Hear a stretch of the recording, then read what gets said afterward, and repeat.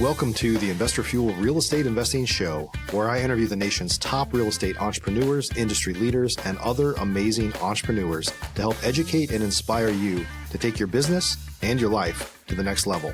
My goal is to add tremendous value to you during every single episode of this show. If you get value, I'd love it if you subscribe on your favorite podcast player, subscribe on YouTube, and my very favorite, please share this with your community so we can impact even more entrepreneurs. Let's start today's show.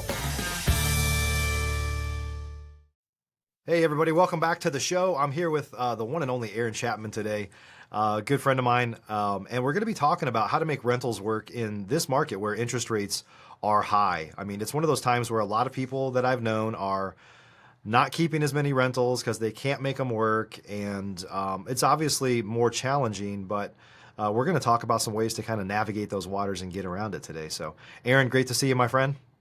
You too, Mike. It's never often enough that we get to catch up with each other. It's always someplace in some obscure meeting room on the other side of the planet. Yeah, I honestly, I've said this before. The reason I do the podcast is to like catch up with, usually catch up with old friends or, people that I don't see often enough, and sometimes make some new friends too. But honestly, I'm doing hundreds of podcasts this year, and there's not very many people that I've already curated the list. Like these are the people that I want to interview this year, and they're all people that I've known for a while, for the most part, or somebody I like really want to know that for some reason I just have never spent any time with this person. But anyway, glad you're here. Always good hanging out with you. That's one thing I could definitely say about the podcast environment. It does deepen the connection with people because you have that I get it, because when we're at events, there's always people coming up, right? Everybody's trying to connect, and I get that. Yeah. But when you're here, this is, to me, one of the best opportunities to chat with someone in depth. Yeah. And I just started doing, I have a podcast studio in my office now. So after being a podcaster for, I think I've done literally creeping up on 2,000 podcasts, I decided to put one in my office as well. Because I was like, you know what? It's not going to work for everybody, but I've got, and we've got a bunch of people that'll fly in, or local folks that are in Texas or whatever. And so those are even better for building relationships just because we schedule a little bit more time for them. We hang out a little bit before and after. And it's just, but this is better than nothing. So glad you're here. Right on. Well, I'm looking forward to one of those options. Yeah, let's go. Hey, you've got that option. We'll do round 2 in person here in Dallas. So, hey, before we jump in, you are a lender. You've been in this space for a long time. There's nobody that knows better about how real estate investors should be funding their deals or how to fund their deals than you that I know of. And so, but before we get started, give us a backstory a little bit. Tell us a little bit about you and how you got to this space. Well, one, I appreciate the compliment because it's been hell to get to a point where a person like yourself would believe that because of what we've had to do to help the real estate investor over the years. So how I got in the space, I have to go back a ways to talk this out. So I got through high school in a rural community in central Utah, worked, my family had a cattle ranch. We run about 500 head a year on just under 1,000 acres. And then from there, and to get through school, I cheated my ass off to get that C. I engineered that by learning how to pick locks and find where they hid the tests. Sounds like an entrepreneur. Exactly. That's what I see. Most entrepreneurs are C students. So I was an engineered C student because I didn't want anybody to catch on to what I was doing. Let me interject a little bit. I've got my son is a senior in high school, and he's just squeaking by. And my wife is like A student. My wife is like front row of the class, and I'm like back row kind of guy. So he's definitely more in line with me, but it's been hard because I want him to get good grades, but I'm like, on the side, we're like, someday he's going to be running the whole thing, So. Yeah. I mean, all you have to do is learn what you're teaching him. Right. So that is a difficulty that I have as well. Cause I look back on that. I was a back row kind of guy. The only time I got front row is because I was so disruptive. They moved my ass to the front of the class, got me next to the teacher to stare at the class. So, well, I ended up getting through that. I graduated halfway through my senior year by some crazy, I have no idea how that worked out. And I went to work in the oil fields of Wyoming, then ran heavy equipment, drove truck. I was a welder. Then I found myself in the mines of northern New Mexico in 1997. So I had my wife and infant son here in Arizona, and I would drive back and forth every 13 shifts. So I'd be 13 shifts on, 6 shifts off. And that's how I did that. It was a great job. I mean, how often does a person get to go several hundred feet underground and play with explosives, right? That's so what I did. What kind of mines are in northern you said northern New Mexico? New Mexico. So New Okay. Mexico is really heavy in the uranium thing in the 60s and 70s, 50s, 60s, 70s. We were mining what's called molybdenum. And are you familiar with chromoly? I mean, like, I remember that phrase, like, on my, like, BMX bike. Exactly. Chromoly steel. What they do is you got chromium and molybdenum added to regular steel additives, iron and carbon, then molybdenum and chromium, and now you have chromoly, right? Okay. So moly is also in grease. It's in a whole bunch of things that people don't realize, and we are mining for this. But we would pull out, as you're pulling it out, you get silver and platinum and gold and all these other things from the mine. Well, it got to a point where it was more expensive to get the ore up to the surface than it was what the market was willing to pay for it, so they shut down the project. I went back to Arizona thinking, I can get a job anywhere. This can be easy. I had a very, very, very extensive resume. But everything I applied for, I was 23 years old, I was getting this response of overqualified. And I didn't know what that meant. You either could do the job or you couldn't, because I didn't think of it from the business owner's perspective. Then it got to a point that we were destitute enough that I didn't have enough money in my bank account to get diapers. My wife gave me a coupon for free diapers, and I went to go do another job interview to haul landscape rock for $10 an hour. And what response do you think I got from the general manager at the landscape company? Overqualified. So I finally asked this guy, it's like, what the hell does that mean? And he explained it, and it made sense, but it didn't change the fact I didn't have any damn money and I needed a job. So as I'm driving away from there, I get in my truck, fire it up, and I start to head towards the grocery store with this coupon so I can get these diapers for my kid. We're on our last one or two of them, and then my gas light comes on my truck. And I hadn't driven very far in the gas light, and I know I'm about 20 minutes away from my house, so I found the first grocery store that had a gas station outside. So I pulled up in front of that pump. I pulled out my debit card. I said a quick prayer. I swiped it, and I got a decline. So I rifled through my truck looking for hopefully a lost dollar. I couldn't find it. I found a couple of pennies or dimes or something. I locked the doors, and I started walking that parking lot for seemingly 2 hours till I found enough change to get 2 gallons of gas. So I changed that 2 hours of my life in coins basically. And then I went inside, I found those diapers, and I tried to get out of there as fast as I could, paying for the one thing, standing in line with a coupon. As I had my head down looking at nobody, trying to catch no eye contact, I heard my name called. And it was a guy I used to work with over at a equipment company. He ran the office and I was running the equipment. He asked me how things were. I did not share with him what I just shared with you. But he asked me, hey, let's go grab dinner and catch up. I'm like, I can't afford dinner, man. He goes, how about, I got a gift certificate. I just want to spend some time. So we went to dinner at Red Lobster, and that's where he shared with me about the mortgage industry. And the only thing I'd ever heard about mortgages was on TV, the old man, the old lady that's going to lose their home to this thing called a mortgage. So it's a very, very negative thing to me. Well, I went in, he introduced me to a branch manager of a broker shop. I cut a foot off of my hair. I shaved. My mom bought me some business-like clothes. And I started as a telemarketer in December of 1997. So fast forward, built a business. It was going well. You get into 2008. I was working for Countrywide at the time. I ran a team of people. Things were going very, very well for me. I was still doing okay even in August of 2008 when the whole business was imploding. You had the implodometer happening. And I decided I was heavily stressed. I was two different jobs at once. I was fabricating spending my evenings fabricating the upper level of a mobile strip club from an English double-decker bus. And then I was working during the day. So I jumped on the Harley. It was going to take 3 days, August 8th of 2008, and I was going to clear my head. Well, 15 minutes into that ride, there's a kid in his dad's truck that took me out at about 50 miles an hour on the freeway. And I went flipping into another car. I woke up that night in the hospital after surgery, multiple broken bones. Apparently, I'd laid on the Arizona pavement at 12:24 in the afternoon in August and baked. A lot of skin burns, road rash, and a memory that would recycle every 3 minutes. So when I went into that accident, I had an operating business. I had a net worth of just over $3.5 to $4 million. I was about 190 pounds, and I was an athlete. I'd go rock climbing and mountain biking and things like that. I got wheeled out a few weeks later at 156 pounds with a negative net worth of 1.5 million and a memory that recycled every 3 minutes. So coming back into the industry and trying to find my way into it is when the real estate investor was coming into Arizona in early 2010. And that's when I started fighting for those deals. And nobody wanted to do them because they were $50,000 loans. And they were hard to do because the mortgage industry did not want to write those loans. So I'm fighting my industry. I'm fighting for the business. And I was doing what nobody else wanted to do. And then I ran into 2 other lenders in the US that were kind of doing the same thing. And we kind of collaborated in a way. We were competitors, but we were collaborators all at the same time.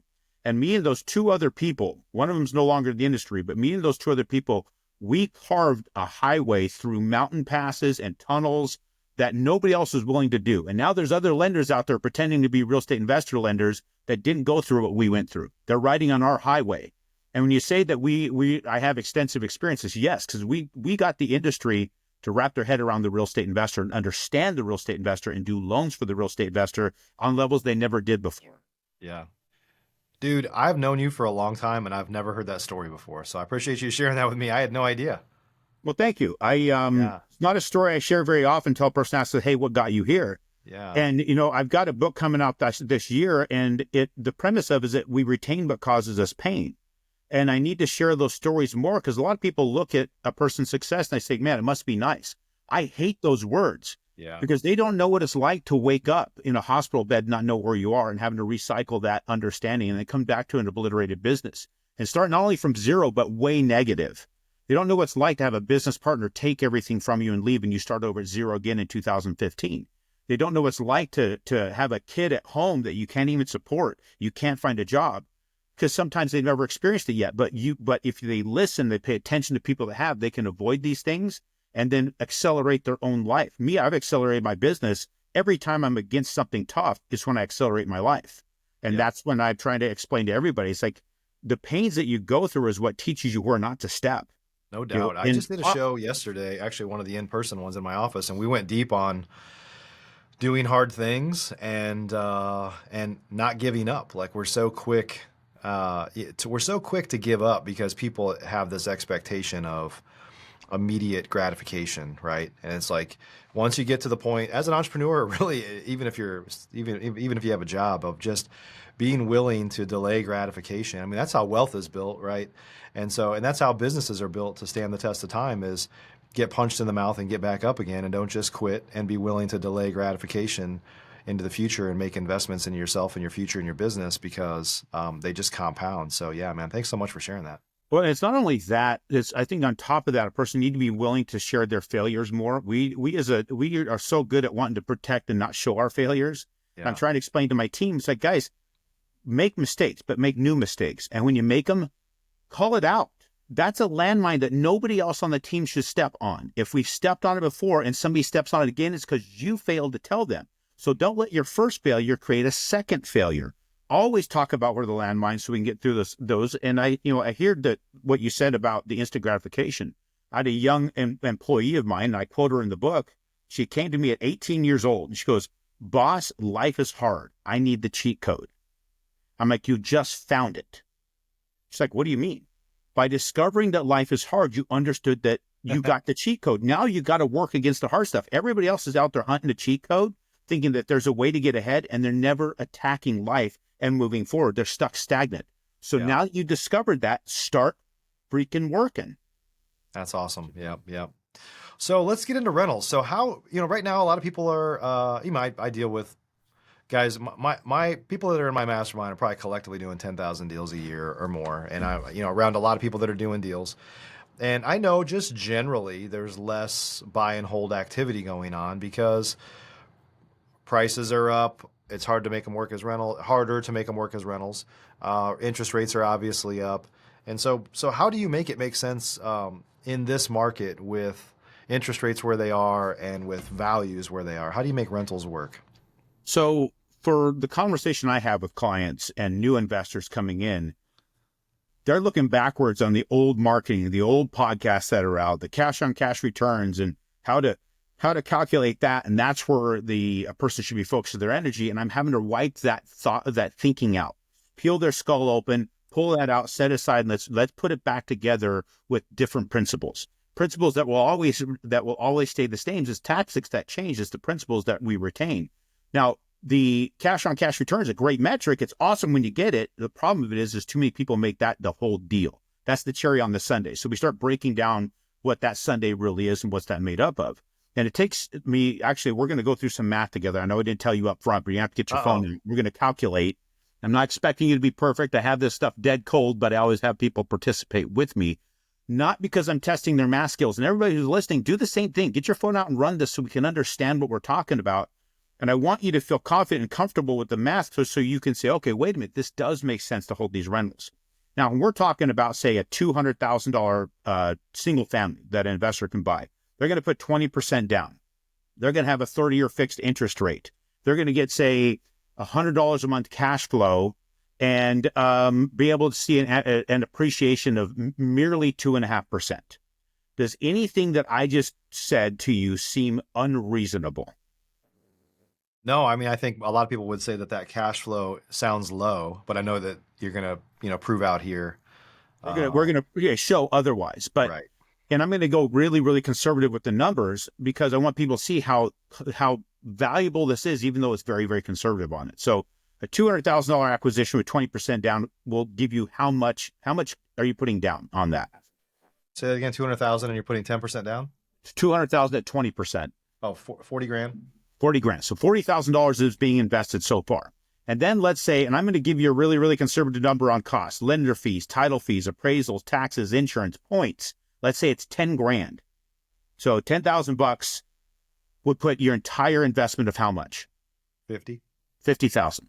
So if you've got a $200,000 acquisition with 20% down, what's your 80% loan dollar amount? So you take your 200,000. And by the way, my calculator is based off of light, and I'm in a dark office, so I won't turn on. So I've got an excuse. We'll change the question. You got $200,000 acquisition. You put 40,000 down. How much is the loan that you're going to get? 160. So $160,000 30-year fixed loan. Right. Okay. So if you did your job right as the CEO of your real estate investment business, and you picked a property and keep reasonably rented the entire time you own it, it'll appreciate and you can raise rents. Who pays off the $160,000 loan? Your tenants do. Your tenants. So if you take that $160,000 divided by 30, because that's how long it's going to take them to pay it off. I tell them, people, do it this way. It's the long game. I know there's an amortization table. We're doing simple math.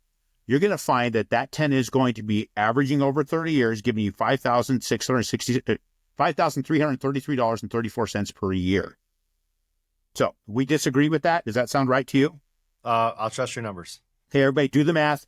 The 160,000 divided by 30 is $5,333.34. You divide that into your 50,000 that you invested, which is 40,000 down plus costs. That's equivalent to 10.6% every single year, averaged over 30 years. You're literally increasing your investment by 10.6 per year just by having somebody pay off the mortgage, and that's it. That's no cash flow. That's no tax benefits. That's no appreciation. That's that. So we set that onto the shelf. You already know you're doing well there just by keeping it rented. Now, you're going to have expenses. We understand. That's why we said you only have $100 in cash flow. So let's say now you're getting the appreciation on this place. We live in an inflationary environment, right? We've seen some places that we're seeing 30 and 40%. We're not going to look at that. We've seen 5, 6, 7. Let's say it's 2.5. I think it's very reasonable to be able to say that you can average a 2.5% appreciation every year over a 30-year window. Seem accurate? Yeah, that sounds low to me. So what is conservative, right? That's very conservative. What is 2.5% of 200,000? $5,000, right? That is, if you could get just a small appreciation on the house, it's a compound too. So it's just that's just the first. Now it's 2.5% of the 205,000, right? And 2.5% of the 211,500. You'll see how that becomes bigger and bigger and bigger. But that 2.5% is equivalent to another 10% on your 50,000. Yep. Now you had 20.6% before a single dollar is entered your bank account. 20.6%. Now we start getting into that cash flow piece, right? Everybody's like, well, what's my cash flow? Well, it's $100. It's $100 on an $1,800 a month rent. You bought a $200,000 asset. You're renting it for $1,800 a month, which is low, and you're making $100 a month in cash flow. Now we get to raise rents. Now, a lot of people are saying we're at 5%, we're 7%, we're 8%. I'm just saying let's go 3%. 3% per year.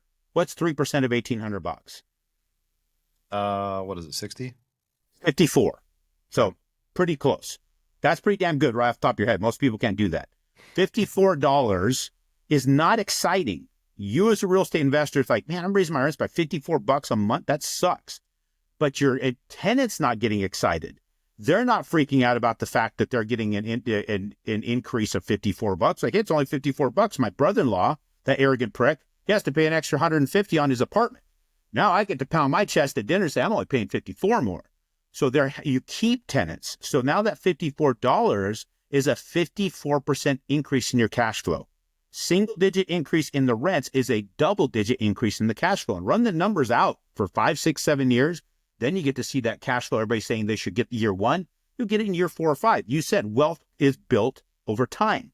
It's not built day one. So now we've got that. But this is where it gets really, really, really freaking sexy. Does the lender get to raise the payment on the loan to pace inflation? Not if it's fixed. Nope, it's fixed for 30 freaking years. Now, what's happened to the dollar's value over the last 30 years? It's been destroyed. It's been just trashed. Now, go back 30 years ago. I walked into my very first Taco Bell in 1994, and I could get 2 crunchy tacos, 2 bean burritos, and a drink off their value menu for $1.99. Do you remember that? Probably, yeah. Yeah, I mean, it was amazing, under $2, and I got this. Now, I don't go to freaking Taco Bell. I was in my teens. I was about to ask you, when's the last time you've been to Taco Bell? It's been a long time for me, yeah. I went there last year for my daughter. We drove through. She had to go back to the school. There's a Taco right there. She goes, let's go through the drive-thru. So we did. And what did she order? She ordered 2 crunchy tacos, 2 bean burritos, and a drink. Do you know what I paid for that damn thing? No. Almost $14. Just $13.80 something. Yeah, wow. That's a 750% swing in the buying power of the dollar for freaking tacos.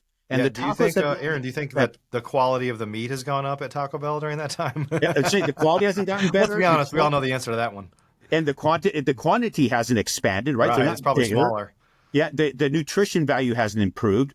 What's happened is our buying power of that dollar has decreased that much. So when you reapply the buying power of the dollar on a monthly basis for 30 years, that's 360 months.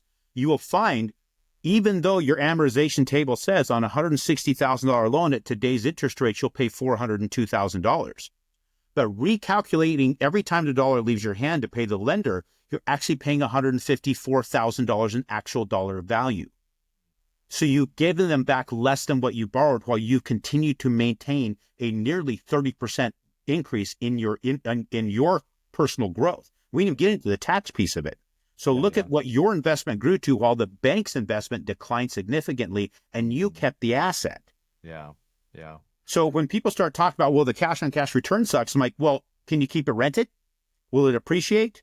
What's the cash-on-cash return 5 years from now, 6 years, 7 years from now? When the dollar's declining as you're raising rents. So when we wrap our head around what makes sense, people start to go, oh, wait a minute, I should be jumping into this. There's a lot of people right now that are listening to lenders that have not been in it as long as I have. People have been doing it since, say, 2015. They're like, okay, I'm a real estate investor lender now. Well, the problem with that is they are going off of the premise that we live in cycles, that the cycles are going to turn, it's going to come back, and now we're going to have this cycle where the rates are going to go down. I'm having to explain to a lot of people, rates are not going to go down. We have to understand what drove rates down to begin with. So my question is to you, Mike, do you know what drove the rates down to those single digits to begin with? I mean, there's a lot of reasons why, but it was really just to kind of continue to stimulate the economy and kick the can down the road, which is kind of what's got us to this point. So up until 2008, if you watch The Big Short, they had created these private labeled securities, mortgage-backed securities to stimulate the investment of capital going into the bond market. So when you hit the 1970s, Lou Ranieri was taking a look at things from more of a global scale. The bond market was not doing a whole lot of volume. It was pretty boring. And then he discovered, wait a minute, we look at these community banks. They're taking in all these deposits and they're lending it out at rates of like 18%, but they're paying their depositors, say, 3 to 4% on their checking, 5 to 6 on savings, and 8-9%, or say 8% on the CD, but they're keeping the spread. So how do we do that on a global scale? So they convinced people to invest in this pool of money that they would lend out nationally, and they would keep this massive spread. They're making 5, 6, 7%. After all is done, they're making more money than they're retaining more money as an organization than what was happening in the stock market. So it got to be this big thing. Then it gets to the point where people are staying in their houses too long. So how do we get people to borrow more money? We'll get more creative on the loans we offer. Then you get the no income, no asset loans and the no ratio loans. And, you're getting investors, quote unquote investors, just people buying houses with zero down and no income qualifying. Then the music stopped and it came crashing down. So you have is actually November 2008, Ben Bernanke and Hank Paulson. Hank Paulson was the Secretary of the Treasury. Ben Bernanke was the chairman of the Fed. They got together and said, we're going to do quantitative easing. So we're going to take trillions of dollars from the U.S. Treasury, run it through the Federal Reserve, and invest in these pools ourselves because we're not getting money going in there. And the second they announced, I'm going to do a share screen here. Let's see if I can do this. Is it going to let me? Maybe? I'm not sure. I've never shared on this. Yep, it's going to let me. So here we go. So I'm going to try and use this as an illustration. So way back in 2008, they got together and they said, we're going to do this quantitative easing situation. I'm going to try and expand this where it can make more sense to you guys. And this shows you the market. This is the mortgage-backed security as it trades itself. And this is November 25th, 2008. It's not going to reflect properly here because it's shown in weeks. But November 25th, 2008 is represented by this bottom yellow line here I'm highlighting. So what happened there is they announced quantitative easing that day. They didn't do it. They just announced it, and tons of money flooded into the market. This whole block here, right here, that I've shaded represents that day's worth of trading from the open to the close. That's how much money flooded into that security that day. Now, this orangish colored line I have represented here, that represents the day the Fed actually started quantitative easing. So look at how much money flowed in there from the day they announced it to the day that they started putting money in. So when the Fed started putting money into the market, it started driving that market up. So as the market goes up, this shows money going into it. As money goes in, rates go down. So it's showing it's a supply. As the supply goes up, the cost goes down. So it's like you and me, Mike, if we walked into an auction and there was one item that we both wanted, and it turns out 100 people showed up for that same item and everybody's bidding on it, how expensive is that item? It's driving it up. Through the freaking roof. Right. But if we walked in there, just the two of us, and there's 30 of those items, do you think it's going to be really expensive to buy that item? Nope. They'll probably give us a couple of them to take with us so they can get out of their inventory. So that's the same thing with mortgages. As the supply of money goes up, the cost of it goes down. As you can see, this represents $8.9 trillion from this moment here all the way to here. The Federal Reserve shoved that money in on top of other investors. Now, it's interesting when the Federal Reserve right here says we're going to do quantitative tightening, what happened to the direction of this security?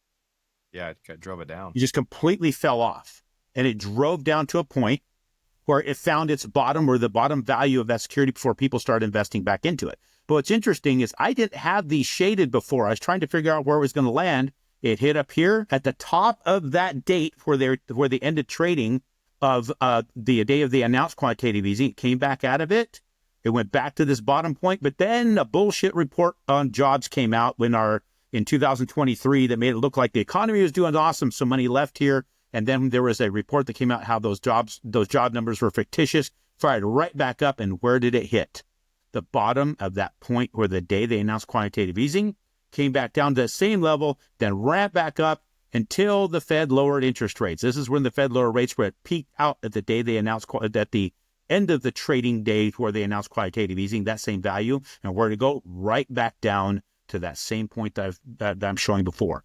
I'm literally watching these points all the time, watching where the market's trading, understanding what's driving it. And this is my belief, and I've been proving it since back here. I actually started charting this out way back in early 2023 as to where do I think rates are going to land. And every time, this is their barrier.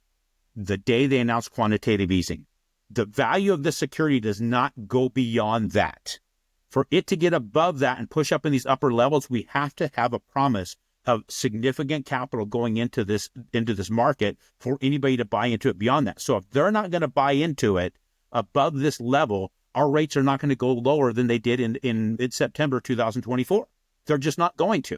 And if they're not going to do that, an investor has to get right with the fact that they are going to see interest rates probably trading in this range right here, which means anywhere from say 6.875 to 8%. That's what they're going to see for a 30-year fixed going forward.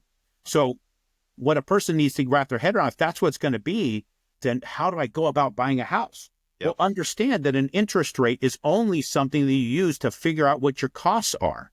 And if you know your costs are set now going forward, we know taxes and insurance will adjust, then you could reasonably predict at what point are you going to be reaching that cash flow you want to see with a 3% increase, what's your 2.5% every year going to yield, then you track it.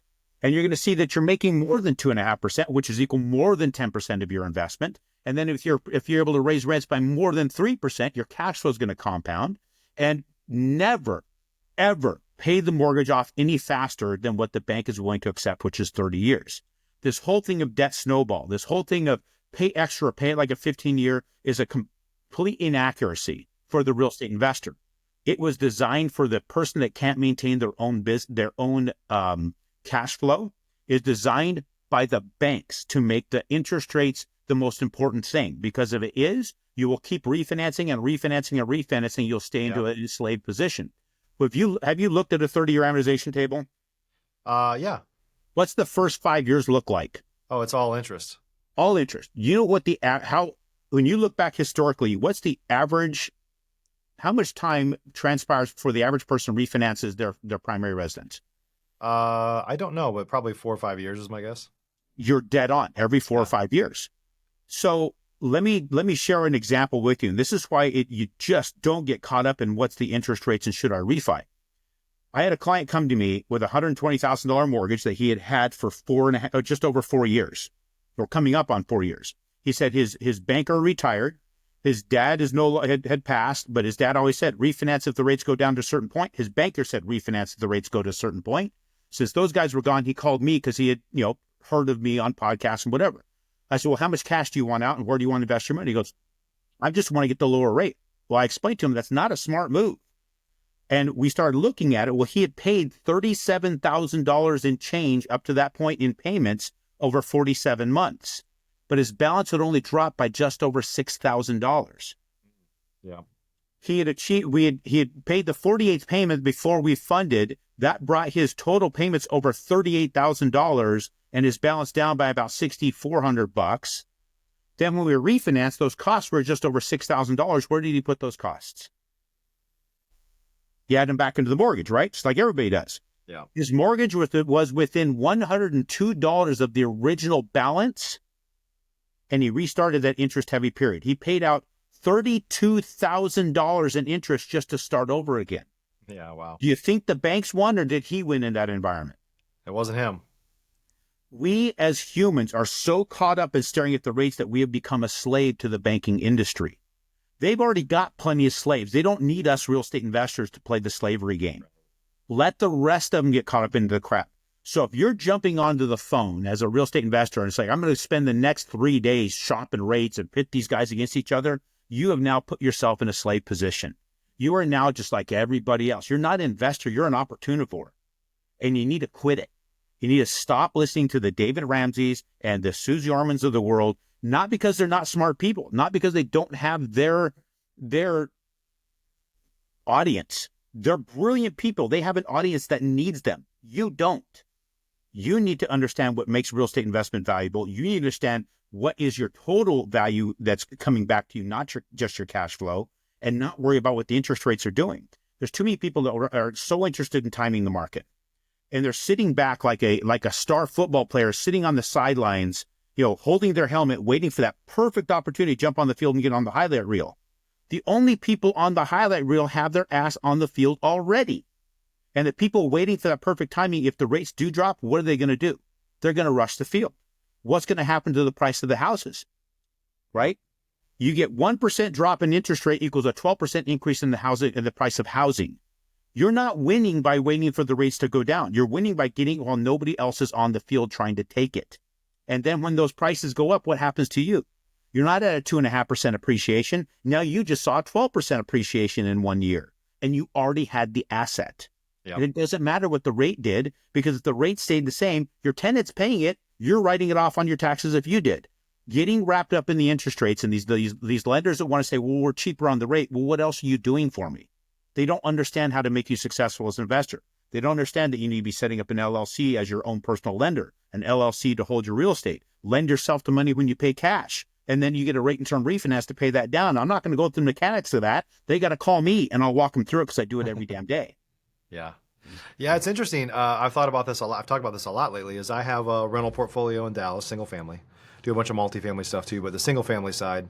And the reality is I had a mentor when I first started. You know, most of my rentals I bought 2008 to 2012 or 13, and he said in Texas you should never account on appreciation. It's going to be 2 or 3% a year, so you really got to focus on cash flow.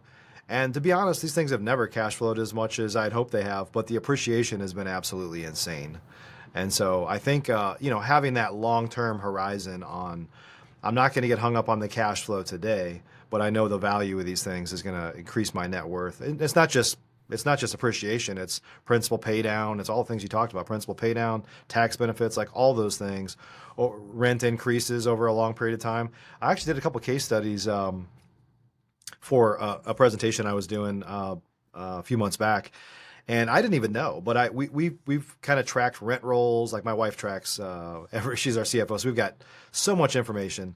And I went back and like, what did I buy the house for? I pulled up QuickBooks. Each of our rentals is in its own class, so I kind of pulled up the financials since we bought it. So let's just say over 12, 13, 14 years, and just looked at the increases in rent, which are like some of the rents have more than doubled. And of course the market value has gone up like ridiculously, right? And then the current value of those, if you ran the ARV or just looked at the kind of the tax values, the Zillow values, like all those values has just like gone up incredibly. And so at the end of the day,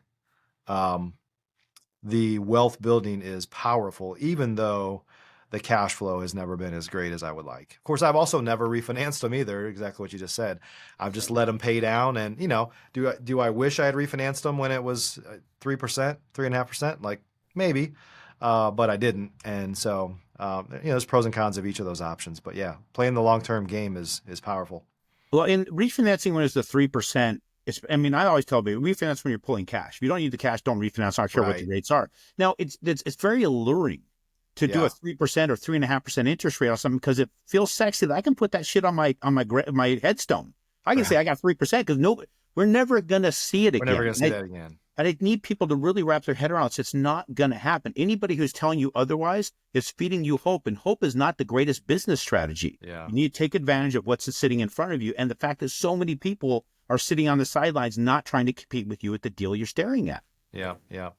Aaron, I think we could probably do a multi-part podcast. We might have to do that. So if folks wanted to learn more about you, you obviously help a lot of real estate investors get financing and get 30-year fixed rate loans for their rental portfolio. How do they connect with you? Just go to aaronchapman.com. It's going to stay under construction right now because I moved firms, had to change my licensing. It's right now under construction, but it still works. You can still click on the media tab, watch podcasts or whatever. I have a YouTube channel. You look me up. There's only one bearded redneck lender out there doing it, where I show you what's happening in the market real time and how things are affecting interest rates and really our anticipation for it, and reminding you that it doesn't matter. So, and then you can, when you go to aaronchapman.com, you can click on the apply now button, or there's a click here to go where you can apply, which takes you to another site where you can apply. Other thing is, we're going to come back on because I got this coming out in the near future. This is the dummy jacket while they're working on it. For those that are just listening and didn't see you hold up the book there, tell us the name of the book.